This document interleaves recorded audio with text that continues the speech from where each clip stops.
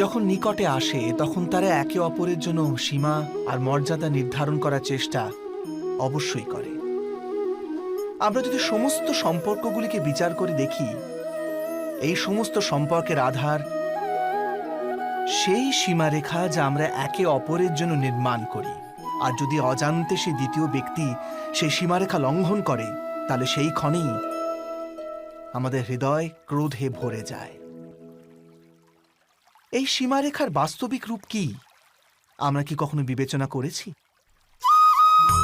সীমা বেঁধে দিয়ে আমরা দ্বিতীয় ব্যক্তিকে নির্ণয় করার অনুমতি দিই না, নিজের নির্ণয় সেই ব্যক্তির উপর চাপিয়ে দিই, অর্থাৎ তার স্বতন্ত্রতাকে অস্বীকার করি আমরা। আর যখন স্বতন্ত্রতাকে অস্বীকার করা হয় তখন তার হৃদয় দুঃখে ভরে যায়। আর যখন সে সীমারেখা লঙ্ঘন করে তখন আমাদের হৃদয় ক্রোধে ভরে যায়। এমনটাই হয় নাকি?